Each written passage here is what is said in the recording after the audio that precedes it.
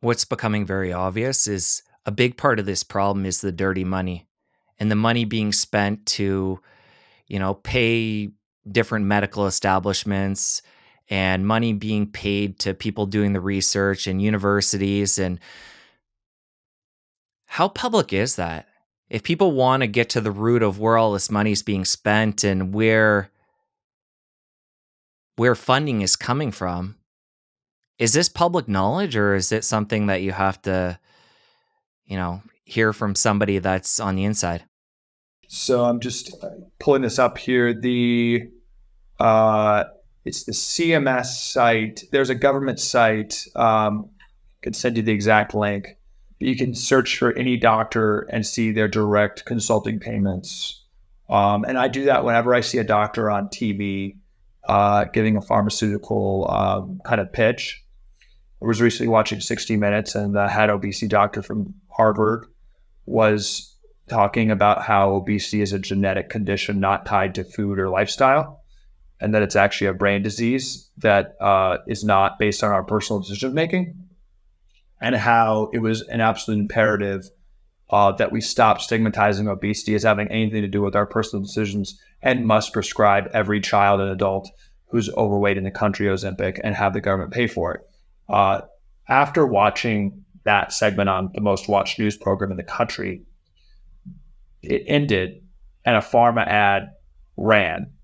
So I learned that pharma is by far the largest funder of 60 Minutes.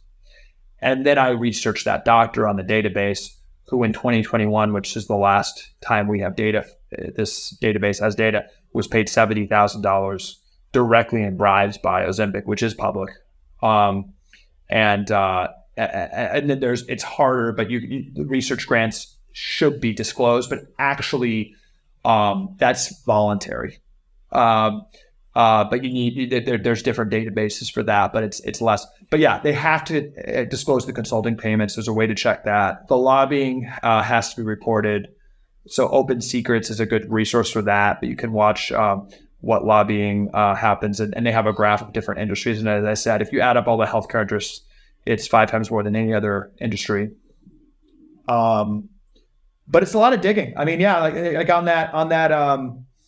Dr. Fatima Stanford at Harvard, I tweeted that out, and a lot of news organizations, actually independent news organizations, I'd say, not mainstream, who are funded by pharma, picked that up. But I think people are still learning how to do this. And, you kind of got to ask, right? It's like, is this outrage we're generating towards the system a good thing? I think the outrage cycles in America aren't always good, but I think this one is right. I think we should absolutely be very, whenever we see a doctor pushing us into a pharmaceutical path or not talking about root cause metabolic habits, I think it's simple. You said it, Jesse. It's like follow the money. I mean, I feel like sometimes I'm preaching very simple things, but these are tried and true.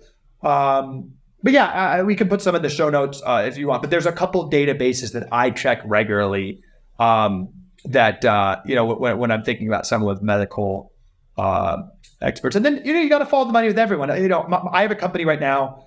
It prescribes food and exercise. So we write doctor's notes and we make partnerships with like CrossFit and food companies to create medical plans. And if you have a medical plan, you can buy exercise and food tax-free.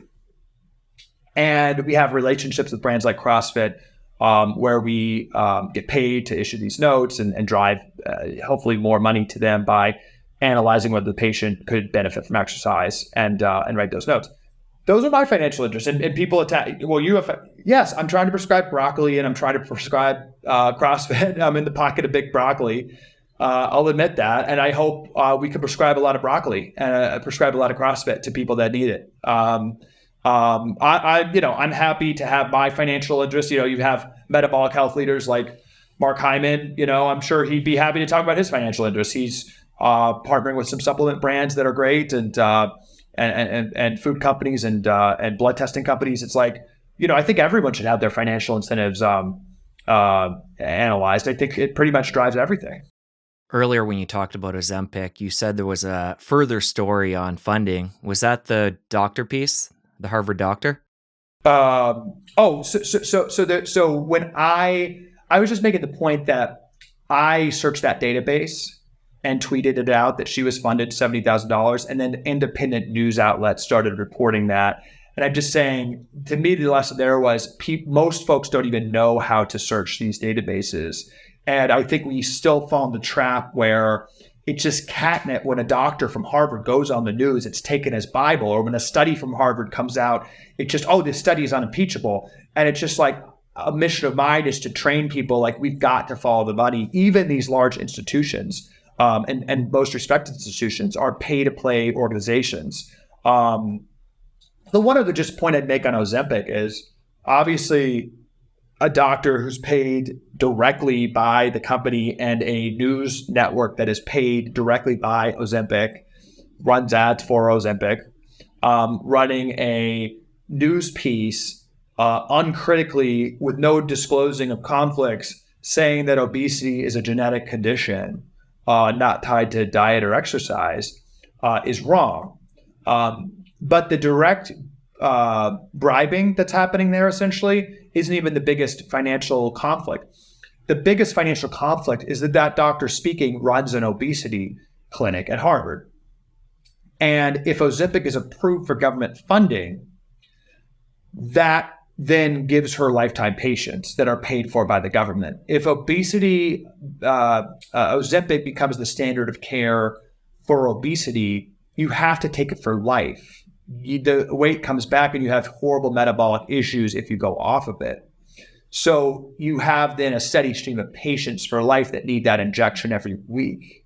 So that's the biggest conflict, and that's the business model, right? So think about this. We've been convinced that obesity is an Ozempic deficiency, that heart disease is a statin deficiency, that depression is an SSRI deficiency, and that diabetes is a metformin deficiency. That's just a lie. I have a friend with Crohn's disease. The standard of care, what insurance will pay for, is that he needs to go into a hospital every single week and get injections, right? He did his own research on diet and literally said, I thank God for getting Crohn's disease because it led me on my own journey. I changed my diet and lifestyle around. In 3 months, I have not been to a hospital in a long time, and I feel better and healthier and solved the root causes than I ever have in my life. So this is the greatest thing that ever happened to me. But nobody's telling him from the medical system that he can change his life in 3 months. They're saying that he needs weekly injections.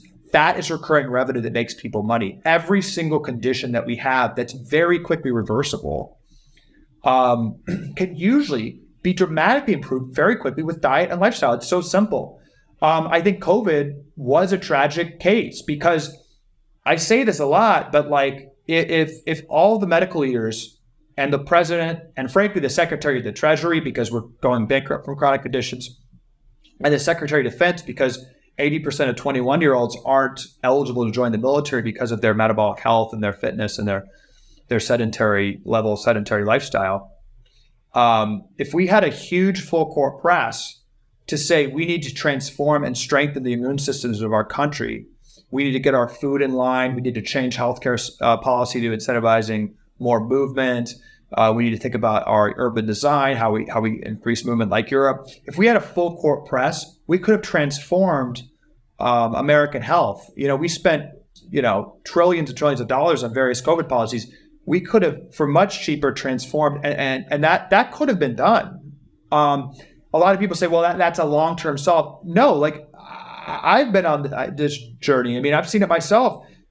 Just hitting the gym a little bit, working on your food, you can change your biomarkers in a matter of months, very quickly. Your metabolic biomarkers that dramatically then reduce your risks for other comorbidities. So, yeah, that's where I think it all connects together. If you enjoyed that clip, press here for the full episode. I'll see you over there. The medical system has been an absolute abomination at chronic conditions, which lead to over 80% of U.S. deaths and lead to over 80% of U.S. healthcare costs. That is the conditions like obesity, like